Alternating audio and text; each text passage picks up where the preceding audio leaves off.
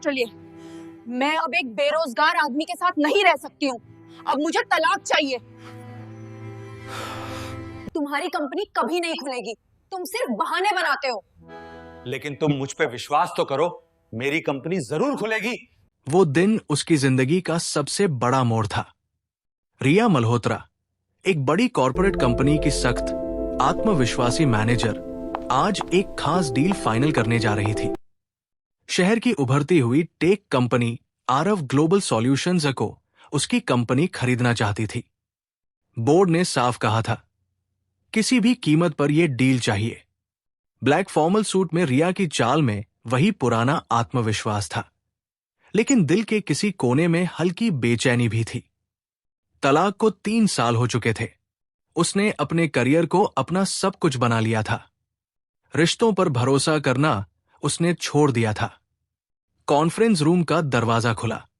कमरे के बीचों बीच एक लंबी टेबल, शीशे की दीवारों से आती धूप, और सामने खड़ा एक शख्स जिसकी पीठ उसकी ओर थी।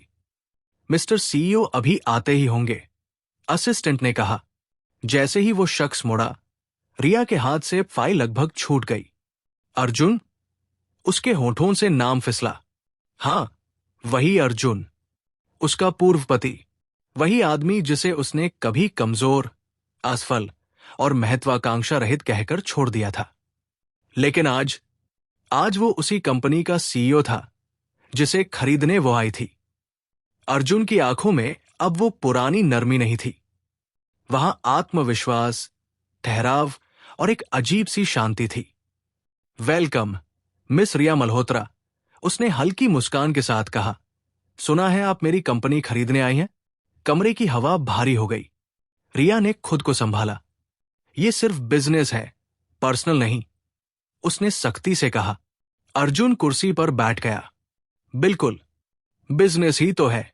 फर्क बस इतना है कि पहले आपने मुझे अयोग्य समझकर छोड़ा था और आज मेरी कंपनी को योग्य समझकर खरीदना चाहती है। उसके शब्द तीर की तरह लगे। रिया की आंखों में पल भर के लिए वो रात घूम गई जब उसने तलाक के कागज टेबल पर रखे थे। तब अर्जुन एक छोटे स्टार्टअप के सपने में उलझा हुआ था और वो स्थिरता चाहती थी। हम 200 करोड़ की पेशकश कर रहे हैं, रिया ने सीधा मुद्दे पर आते हुए कहा। अर्जुन ने फाइल खोली, एक नजर डाली और मुस्कुराया। दिलचस्प है, लेकिन मेरी कंपनी की वैल्यू अब 500 करोड़ है। रिया के चेहरे पर पहली बार तनाव दिखा और अर्जुन आगे झुका। मैं इसे बेचने में दिलचस्पी नहीं रखता। कमरे में सन्नाटा छा गया। तो फिर मीटिंग का मतलब? रिया ने पूछा। अर्जुन ने उसकी आंखों में देखते हुए कहा, मतलब ये कि कभी कभी जिंदगी हमें वही इंसान वापस दिखाती है जिसे हमने कम आंका था। रिया का दिल जोर से धड़कने लगा। वो यहां एक कंपनी खरीदने आई थी, लेकिन शायद आज उसे अपनी ही सोच का हिसाब देना था। मीटिंग खत्म हुई, पर कहानी अभी शुरू हुई थी। रिया उस बिल्डिंग से बाहर निकली तो उसके कदम तेज थे, लेकिन मन उलझा हुआ। उसने अपनी कार का दरवाजा बंद किया और कुछ पल के लिए आंखें मूंद ली। 3 साल पहले जिस आदमी को उसने असफल कहकर छोड़ा था, आज वही उसकी कंपनी को चुनौती दे रहा था। फोन की घंटी बजी। रिया, डील फाइनल हुई। बोर्ड के चेयरमैन की सख्त आवाज आई। नहीं सर, सीईओ बेचने को तैयार नहीं है। तो तैयार करो, हमें वो कंपनी चाहिए, हर हाल में। कॉल कट गई। रिया की आंखों में वही पुरानी आग लौट आई। वो हार मानने वालों में से नहीं थी। अगले दिन आरव ग्लोबल सॉल्यूशंस के शेयर अचानक मार्केट में गिरने लगे। रिया की कंपनी ने एक आक्रामक रणनीति शुरू कर दी थी। नए कॉन्ट्रैक्ट्स, क्लाइंट्स को बेहतर ऑफर, मीडिया में प्रेस रिलीज। ये सीधा वार था। उसी समय अर्जुन अपने केबिन में बैठा स्क्रीन देख रहा था। उसकी टीम घबराई हुई थी। सर, ये क्लियर है, वो हमें कमजोर दिखाने की कोशिश कर रहे हैं। अर्जुन शांत था। घबराओ मत, हमने ये कंपनी मुश्किल दिनों में खड़ी की है, दबाव में नहीं गिरेंगे। वो खिड़की के पास जाकर खड़ा हो गया। उसके चेहरे पर गुस्सा नहीं, बल्कि एक अजीब सा संकल्प था। अगर वो लड़ाई चाहती है तो हम भी तैयार हैं, उसने धीमे से कहा। शाम को रिया के ऑफिस में अचानक एक मेल आया। Subject strategic proposal. रिया ने मेल खोला। वो अर्जुन की तरफ से था। अगर आप खरीद नहीं सकती तो साझेदारी का प्रस्ताव कैसा रहेगा? रिया की भौहें सिकुड़ गई। मेल में साफ लिखा था, हम बराबरी की शर्तों पर जॉइंट वेंचर कर सकते हैं, कोई अधिग्रहण नहीं, सिर्फ साझेदारी। रिया कुर्सी पर पीछे झुक गई। ये वही अर्जुन था जो कभी हर फैसले में उससे सलाह मांगता था। आज वही बराबरी की बात कर रहा था। उसके अंदर कुछ टूट भी रहा था और कुछ जाग भी रहा था। रात, रिया अकेली अपने अपार्टमेंट की बालकनी में खड़ी थी। हवा ठंडी थी, लेकिन उसके अंदर उथल पुथल थी। क्या ये सिर्फ बिजनेस था या अर्जुन उसे कुछ साबित करना चाहता था? फोन फिर बजा। इस बार नंबर अनजान था।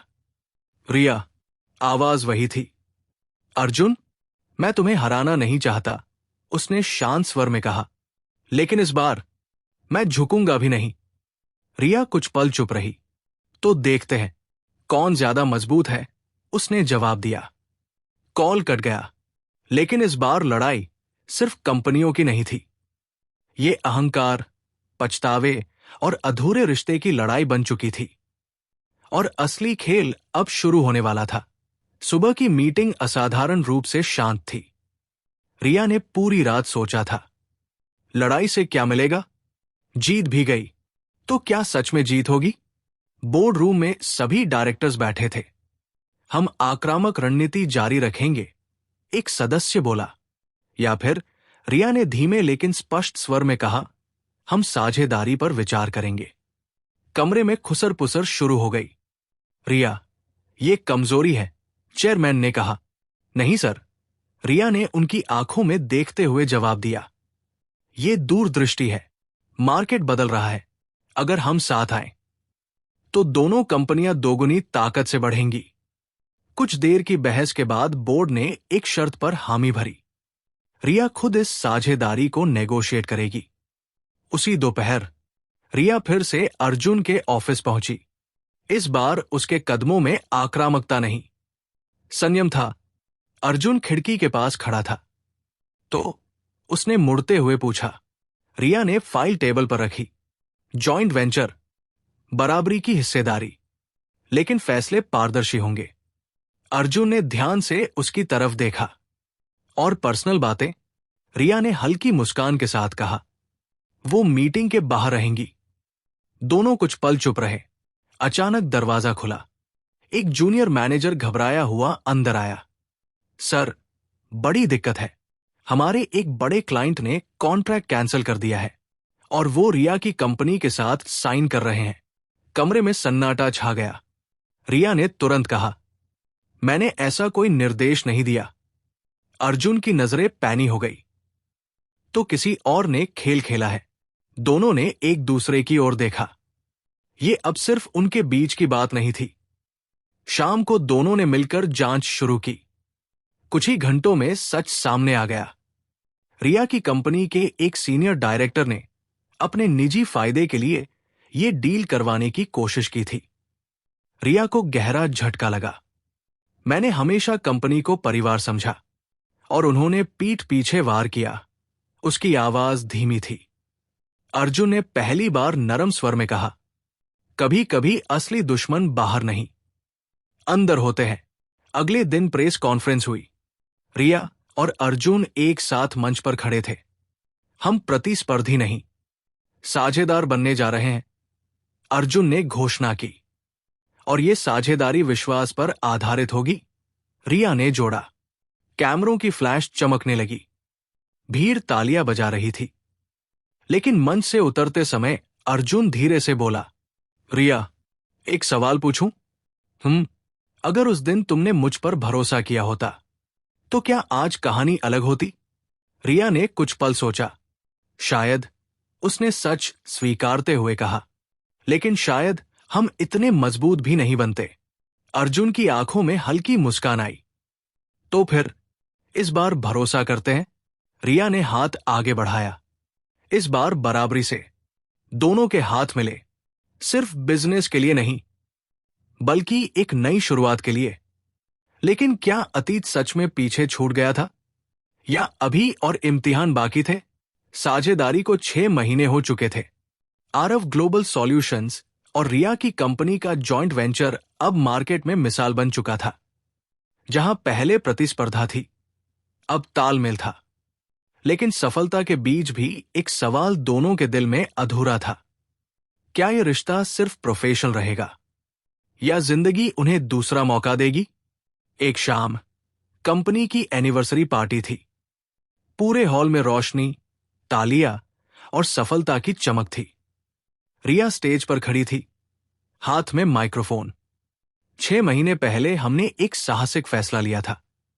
हम लड़ सकते थे, एक दूसरे को गिरा सकते थे, लेकिन हमने साथ चलने का रास्ता चुना। तालियां गूंज उठीं। अर्जुन पीछे खड़ा उसे देख रहा था। वो वही रिया थी, मजबूत, आत्मनिर्भर, आत्मविश्वासी, लेकिन अब उसमें अहंकार नहीं, संतुलन था। पार्टी खत्म होने के बाद दोनों छत पर अकेले खड़े थे। शहर की लाइट्स दूर तक चमक रही थी। रिया, अर्जुन ने धीरे से कहा, हमने बिजनेस में भरोसा सीख लिया, लेकिन क्या जिंदगी में भी कोशिश कर सकते हैं? रिया की आंखें नम हो गई। मैंने उस दिन तुम्हें इसलिए छोड़ा क्योंकि मुझे डर था असफलता का। मैंने स्थिरता को रिश्ते से ऊपर रखा। अर्जुन ने शांत स्वर में कहा, और मैंने तुम्हें इसलिए खोया क्योंकि मैं अपनी जिद में तुम्हें समझा नहीं पाया। कुछ पल की चुप्पी। फिर रिया ने कहा, अगर हम फिर साथ आए तो ये प्यार पर नहीं, समझ और बराबरी पर होगा। अर्जुन मुस्कुराया।